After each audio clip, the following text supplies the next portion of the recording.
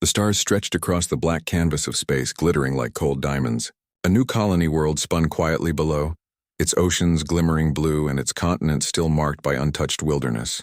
Humans had only just begun to build their settlements here, raising silver towers and spreading lights across the night side of the planet.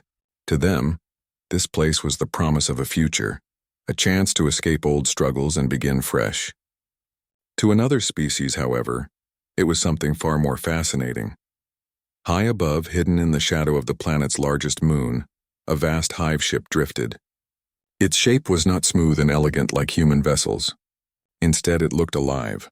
Its surface pulsed with veins of green light, and its hull was not made of metal but of living tissue, grown and guided over centuries. This was the home of the hive species, and at the center of it sat their queen. The alien queen was a being of enormous size and presence. Her body, fused with the very throne room of the hive ship, glowed faintly with bioluminescence. Through countless eyes she watched the humans below. Her kind had crossed stars long before humans had taken their first step into space, yet something about these new arrivals unsettled her. Unlike other young races, humans did not spread with mindless hunger. They spread with cleverness, with strange machines that bent physics in ways her hive had never imagined. Her advisors whispered in unease. They spoke of danger, of humans growing too fast, of their machines becoming threats to the hive. The queen listened to them, but her mind was not filled with fear. It was filled with curiosity. She remembered the first time her scouts had shown her the humans' cargo vessels. They were small, fragile-looking, but within their holds they carried objects that burned brighter and lasted longer than anything her brood could grow. How could such tiny machines contain such force? The queen tilted her head, her tendrils curling as she considered. Could such things ever belong inside her hive? Could her living ship accept them, merge with them?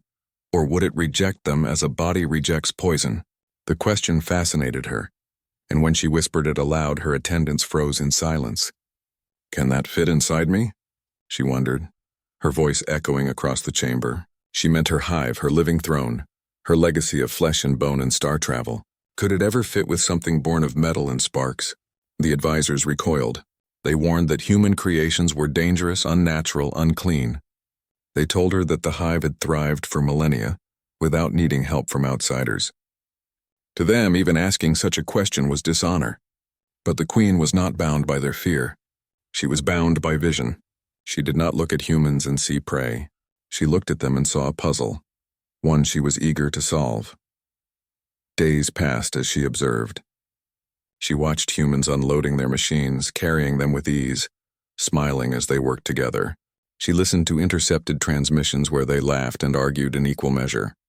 She studied their cargo, their energy cores, their portable engines, their medical devices. Each object was small yet powerful. She had lived for centuries, and yet she had never seen such things. Her mind returned again and again to the same thought. Could her hive embrace this? Could it swallow the impossible and become something greater? She asked her scientists to prepare simulations. They obeyed, though reluctantly. The results were troubling. Most showed failure, rejection, collapse. But a few, just a few, hinted that integration might be possible if done carefully. The queen smiled, her eyes glowing softly. Even the smallest chance was enough to excite her. Her attendants grew restless. They asked her why she lingered near the human colony instead of moving on. They urged her to strike or to flee, but never to stay. She silenced them with a single gesture. You see danger, she told them. I see a door. The hive stirred as her words sank into every mind linked to her. Some shivered at the thought. Others, though they dared not admit it, felt the same pull of curiosity. Far below, humans continued their daily lives, unaware that an ancient queen watched them with growing fascination.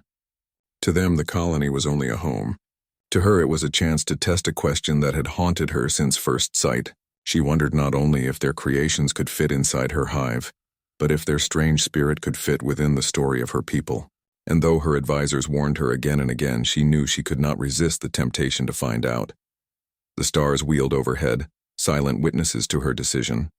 The alien queen leaned back upon her living throne, her mind already forming plans. Soon she would reach out. Soon she would test her question.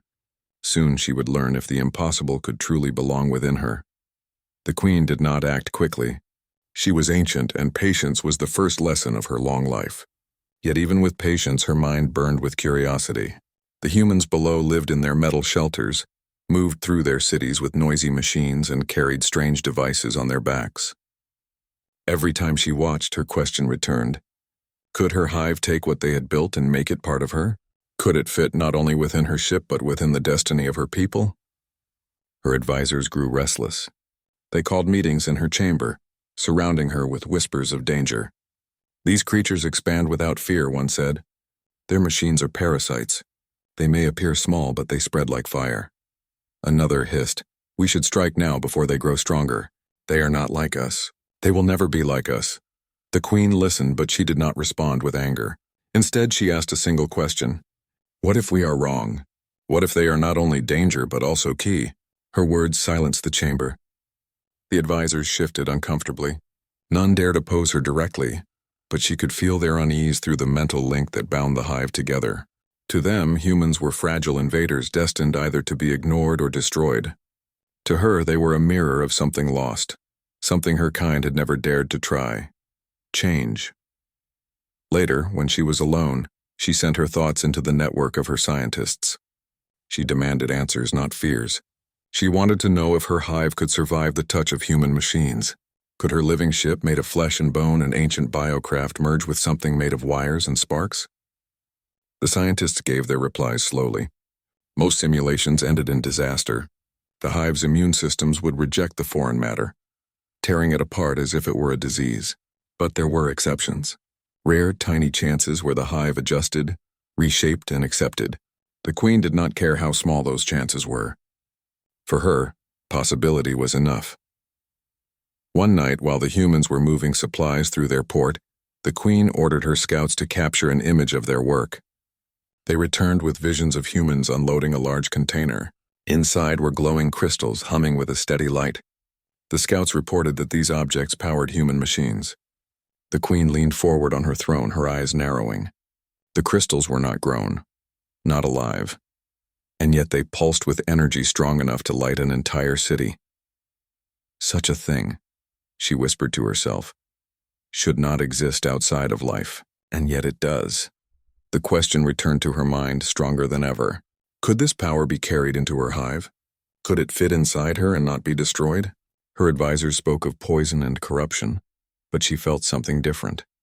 She felt possibility. The queen began to study humans more closely. She learned their signals, their laughter, their arguments. She watched how they fixed broken machines with speed and creativity. She marveled at how they worked together even when they disagreed.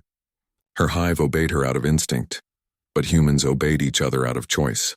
That difference fascinated her more than any machine. For many nights she drifted in silence, torn between caution and hunger for knowledge. Finally, she made her decision. She would not attack the humans. She would not flee. She would approach them. When she revealed her choice to her advisors, their cries filled the chamber. It is madness, one shouted. To speak with prey is dishonor. Another warned, if they see us, they will strike us down with their armies. But the queen silenced them with her gaze. Her tendrils lifted slowly, glowing with soft blue light. I am queen, she said, and I do not fear questions. I will seek my answer. That night she sent a message toward the human colony. It was not written in their language, but shaped through patterns of light and sound that she had seen them use in their machines. Her hive translated her thoughts into signals, simple and clear. I am here. I watch. I do not come as enemy. I have a question. On the planet below, human engineers were working late when they saw the strange transmission. At first they thought it was an error, static from deep space. But when the message repeated clearer, they froze. It was not noise. It was not random, it was communication. The colony leaders gathered quickly. They spoke in rushed voices, arguing whether to respond or remain silent. Some were afraid, others excited. In the end, their leader made the decision. A reply was sent, cautious but open. We hear you. Who are you? The queen felt the signal reach her. Her eyes glowed brighter. For the first time in centuries, another species had answered her directly. She leaned forward and spoke through the hive, her voice carried by signals across the void. I am queen, I do not come to harm. I wish to know if what you carry can become part of me. The humans stared at the translation on their screens. None of them understood at first. They whispered to each other in confusion. What did she mean? What could she want? Their leader frowned, then spoke slowly, sending the question back. What is it that you wish to fit inside you? The queen waited, her massive form still impatient. She knew they did not yet understand, but they would. She would show them. The human colony remained restless after receiving the strange message. Leaders debated through the night. Some believed the signal was a trick, a trap from an unknown enemy. Others insisted it was a chance for peace, maybe even a new beginning. No one could deny the truth. Something ancient and powerful was watching them. The queen waited, patient but determined. She did not move her hive ship closer, nor did she retreat. She simply lingered in orbit, her glowing vessel like a silent moon. Through her network of minds, she listened to every vibration, every signal she could capture from below. She knew the humans were afraid, but she also sensed their curiosity. It matched her own, though they did not yet understand the question she carried within her. At last, the humans decided to send a cautious offer. They would not give her all their secrets, but they would provide something small, something safe. A message was prepared and sent. We will share one machine with you. If you mean no harm, take it, and we will see if more can follow. The queen's eyes glowed with satisfaction. She had expected resistance, but she had also expected intelligence. Humans were bold, but they were not reckless. That balance made her respect them even more. With a single thought, she commanded her scouts to accept the gift. A human cargo ship rose from the colony, carrying a sealed container. It drifted toward the hive, its engines weak compared to the living heartbeat of her vessel. Her attendants hissed warnings. They argued that the human machine could be poison, a hidden weapon. But the queen raised her tendrils, silencing them. Fear will not guide us, she said. Curiosity will. The cargo vessel was swallowed into one of the hive's docking chambers. Inside the container lay a small object, no larger than a human chest. It was made of polished metal and crystal, glowing with a soft white light. The humans called it a portable energy core. It was something they used to power small ships, stations, and machines. To the hive, it was unlike anything they had ever seen. The queen extended her senses through the chamber. The object hummed with energy, steady and strong, but without life. To her, it felt both alien and fascinating. She gave the order to begin the experiment. Her scientists moved the core into a prepared section of the hive, a living chamber designed to test foreign material. At first, the hive reacted violently. The walls pulsed and tightened, secreting defensive fluids as if trying to crush and dissolve the foreign object. Warnings rang through the network. The attendants cried out, urging the queen to stop. It will tear us apart, they shouted. It will destroy the hive from within. But the queen did not call it off. She leaned forward, eyes burning with focus. Wait, she commanded. Let it test us. Let us test it. The hive struggled against the core, wrapping tendrils of living tissue around the glowing object. Sparks flashed. The core resisted, holding its steady rhythm while the hive attempted to smother it. For long moments, the clash seemed hopeless. Energy surged wildly through the chamber, shaking walls and sending ripples through the hive's body. Smaller creatures attached to the walls shrieked and fled, and then something changed. The hive stopped fighting. Instead of attacking, the living tissues adjusted, shifting their form. The queen felt it like a deep pulse echoing through her body. The hive was learning. It began to wrap not in rejection but in acceptance, forming a symbiotic shell around the core. The sparks grew weaker, replaced by a steady glow as the core and the hive fell into rhythm together. The queen's eyes widened. Her heart, ancient and strong, beat faster. Against all predictions, against all warnings, the hive was adapting. It was accepting the human machine. What should have been poison was becoming nourishment. The scientists stood frozen, unable to speak. The attendants whispered in fear and wonder. None had ever seen such a thing. For countless generations, the hive had lived by its own laws, growing only from flesh, never from metal. Yet here, before their eyes, a foreign object had been made part of them. The queen rose from her throne, her voice carrying across the chamber. Do you see? They said it could not be done. They said it was impossible, but it fits. It belongs. Her advisors did not cheer. They looked at each other with unease. To them, what had just happened was not triumph, but danger. They bowed to her, but their minds whispered doubt. If the hive could merge with human technology, what would become of tradition? What would become of the old ways? The queen did not care for their doubts. She felt the rhythm of the core echoing through her hive, strong and alive. For the first time in centuries, she felt change. True change. On the human colony below, the engineers waited for news. They did not know what would happen to their gift. When the Queen's reply came, their screens flickered with translated words. "It fits. I will need more." The humans stared at the message in silence. Some were afraid. Some were amazed. None of them truly understood what it meant. But all of them knew that something had just shifted, something far greater than the gift of one small machine. And high above, the Queen smiled. Knowing her journey had only just begun, the hive no longer pulsed with its usual rhythm. Since the human core had been joined to it, something new flowed through the living ship. The Queen felt the difference with every breath. The power was steady, cleaner than the organic energy her hive normally produced. It spread like a heartbeat, but stronger, sharper, and far more precise. She could sense the change not only in her throne chamber, but throughout the entire vessel. The smallest drones moved faster. The lights within the walls glowed brighter. Even the ship's great wings stretched with unusual strength. Her advisors gathered once again, their voices filled with alarm. "This is not our way," one insisted. "Our people have always grown what we need. We do not take from others." Another spoke with trembling fear. "What if the humans now control us? What if this machine is only the first chain they place around your throne?" The Queen listened but did not answer immediately. Instead, she closed her eyes and let the flow of power wash over her. She had ruled for centuries, and she knew what weakness felt like. This was not weakness. This was strength. The hive was no longer limited to what it could grow from flesh and bone. It had tasted something new, and it had adapted. That was not corruption. That was evolution. At last she spoke. Her voice was calm but carried weight. "You speak of chains, but I feel no chains. I feel freedom. Our hive has always survived, but never has it changed. Today it has changed, and it has not broken. That is power." Her attendants bowed, but she could feel the unease spreading among them. They were creatures of instinct and memory, bound to tradition. They could not see beyond the patterns of the past.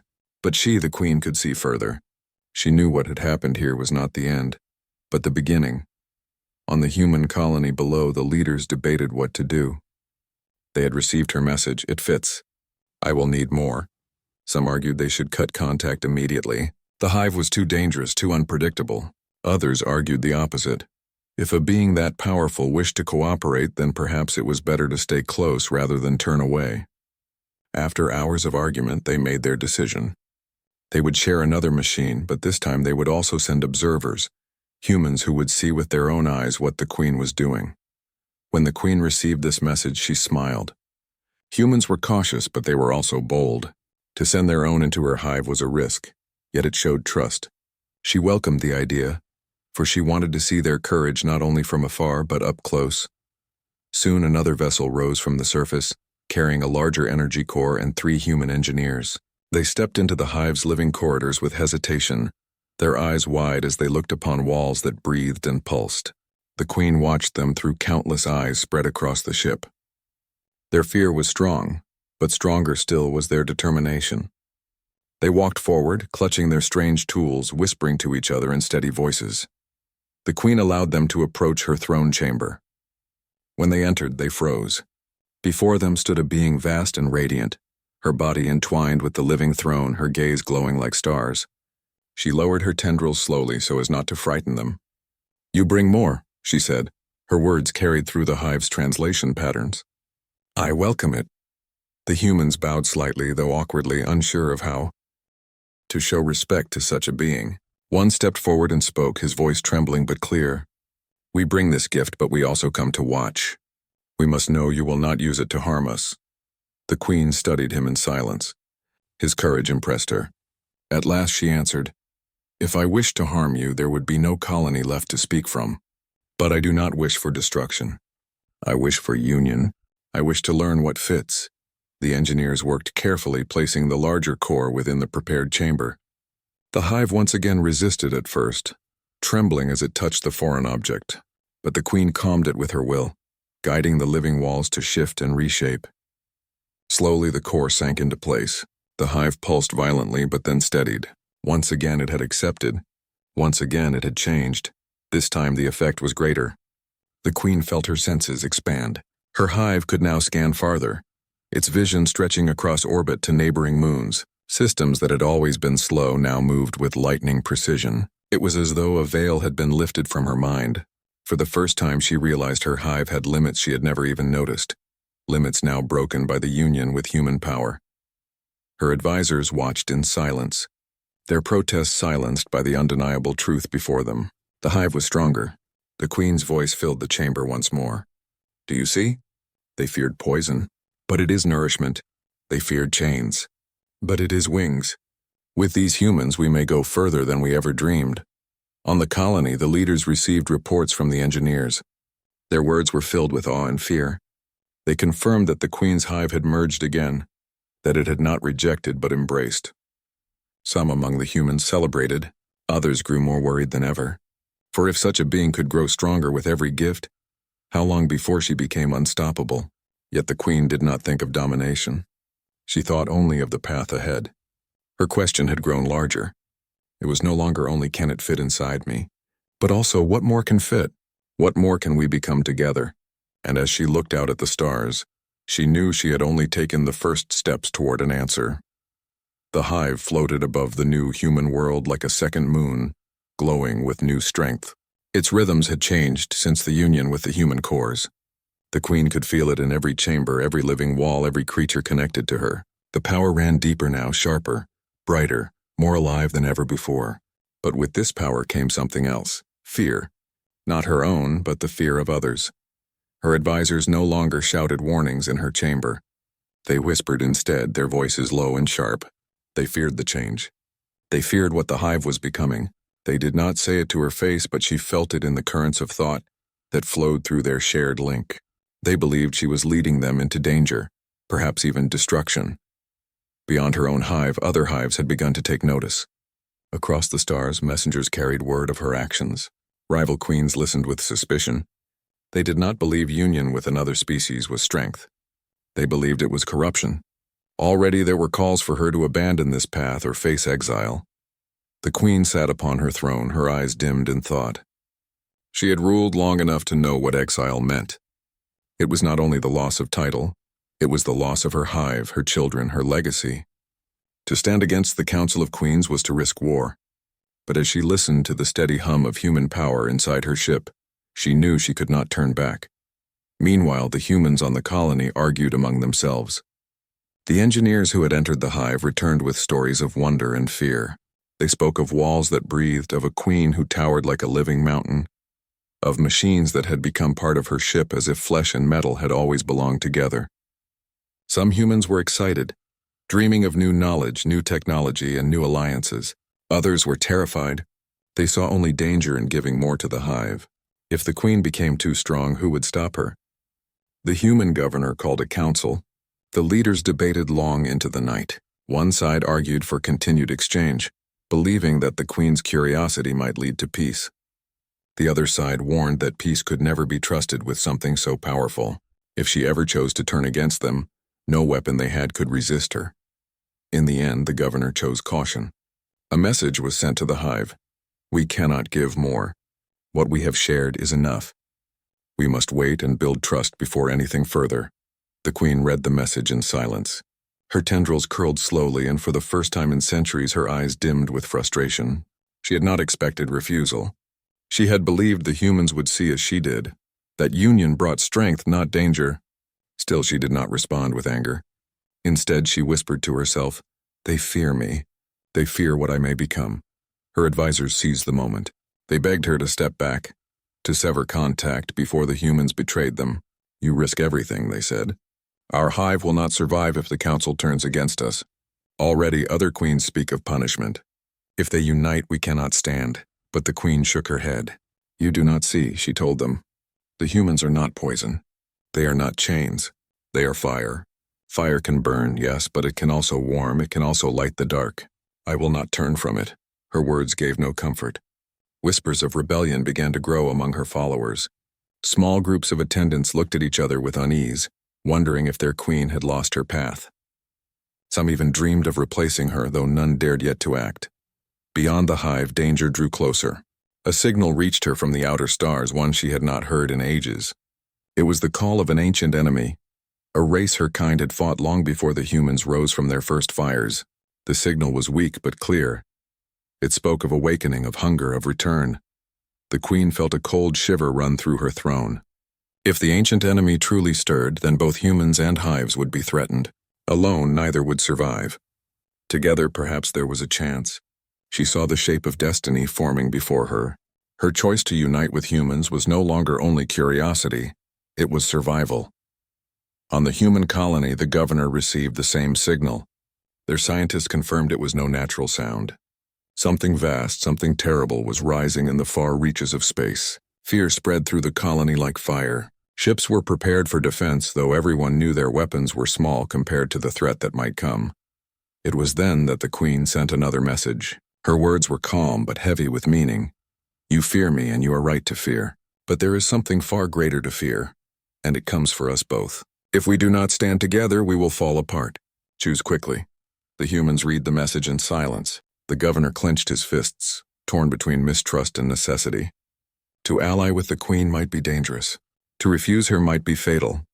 High above, the queen leaned back against her throne, her eyes glowing once more. She had no doubt of her choice. The humans might hesitate, but she would not. She would not step back into the safety of tradition.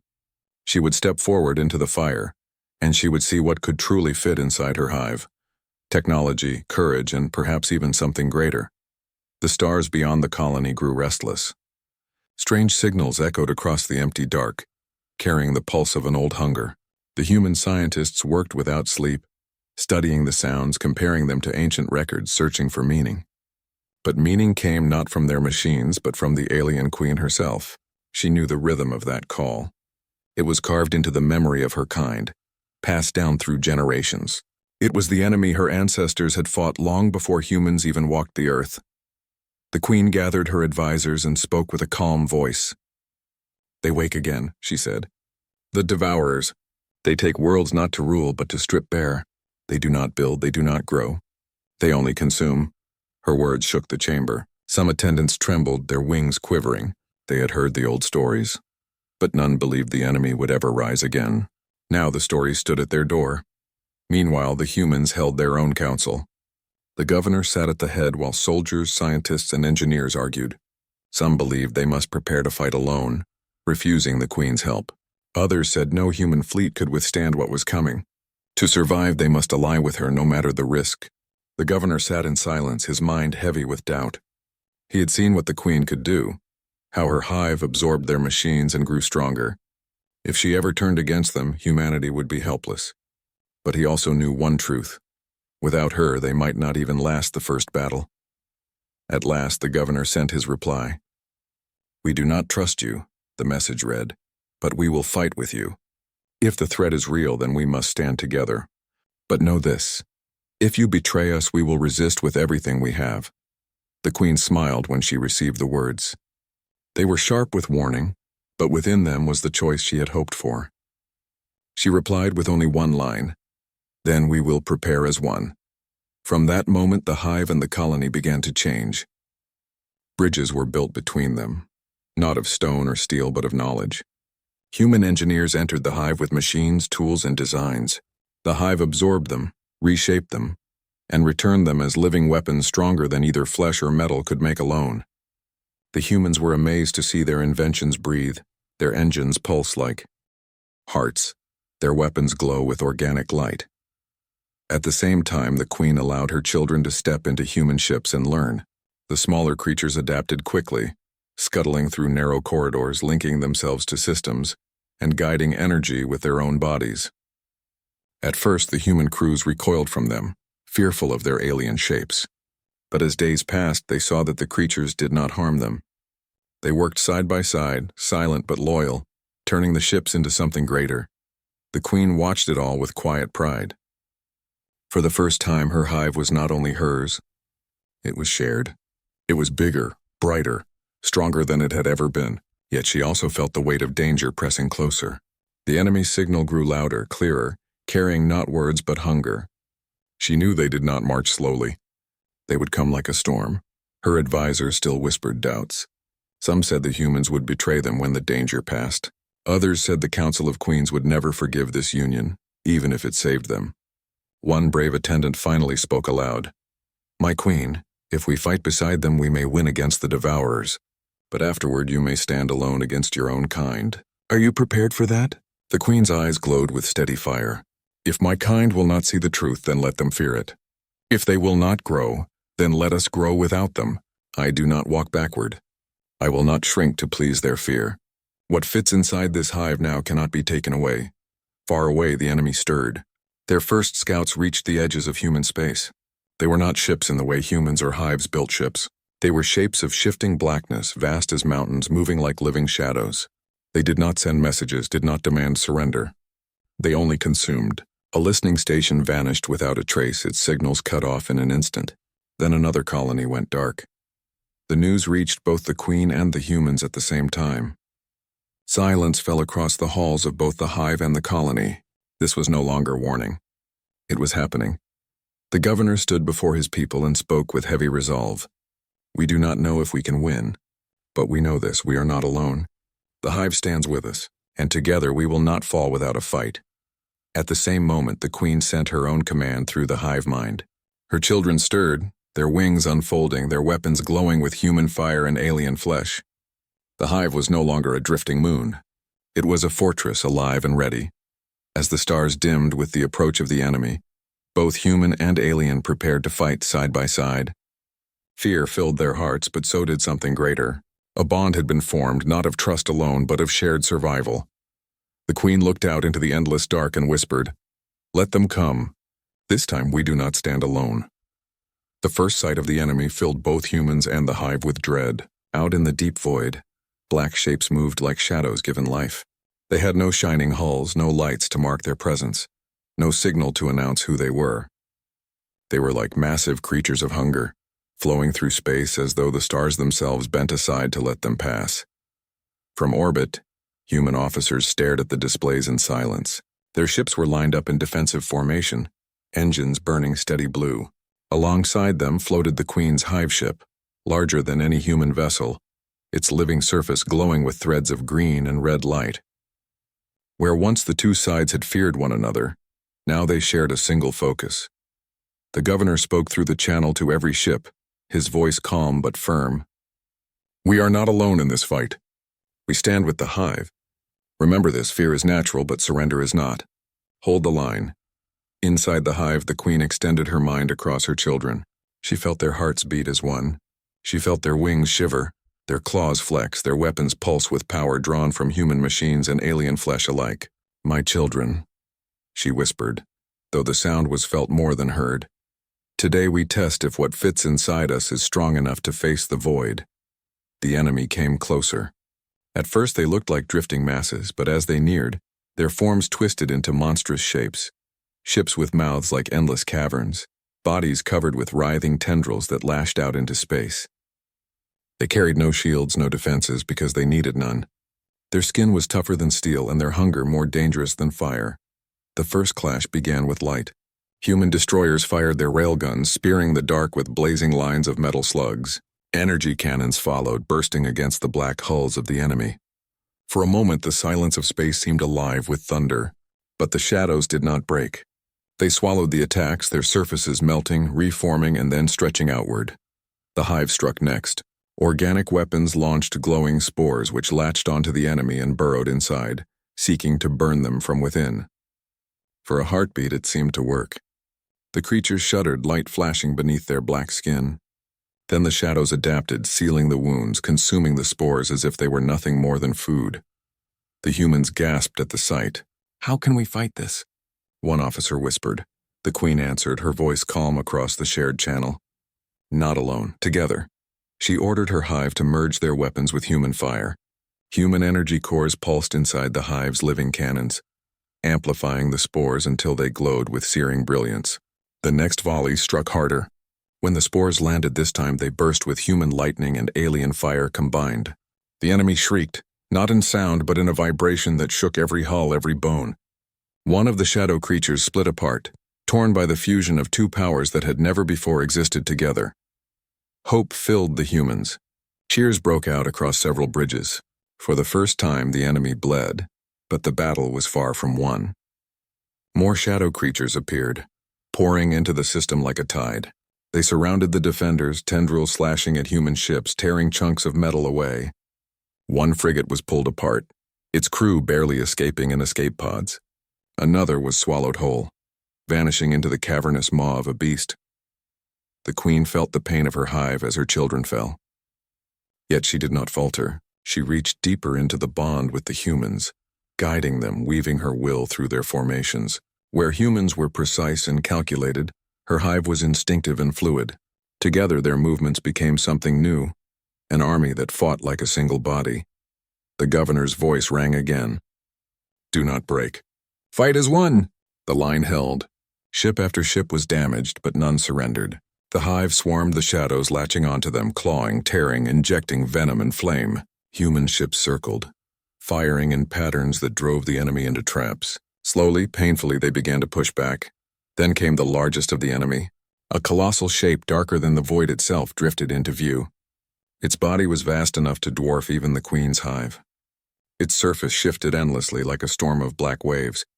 The queen felt its hunger touch her mind, an ancient echo of destruction. This was no scout. This was a warlord of the Devourers. The humans stared in awe and terror. "That thing could consume the planet," one whispered. The queen's eyes burned bright as she answered. "Then we must not let it."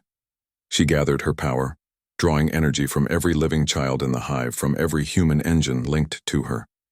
The hive glowed so brightly that even from the colony surface, people saw a second sun in the sky. She prepared a strike that could tear the monster apart, but it would cost dearly. The governor understood her plan without words. "If you fall," he said quietly over the channel, "humanity will remember. You will not be forgotten." The queen did not answer with words. Instead, she let her will flow outward, guiding the humans to shield her hive. Together, they carved a path toward the massive shadow. The smaller enemies closed in, but the humans and hive fought them back with desperate fury. At last, the queen released her strike. A beam of light, half metal and half flesh, half fire and half storm, erupted from the hive's heart. It pierced the shadow warlord, tearing through its endless body. For a moment, the void itself seemed to shatter with the brightness. The warlord convulsed. Its hunger screamed across the stars. Then slowly, impossibly, it began to break apart. Pieces of black flesh drifted, melting into nothing. The greatest of the enemy was gone. Silence filled the comms. Then one by one, voices cried out. Human and alien alike shouted victory, their cheers echoing across space. For the first time in living memory, the Devourers had been beaten. The queen slumped upon her throne, weak from the effort but alive. She whispered to herself, her voice soft but certain. "It fit. The fire of another people fits within us. And with it we are more."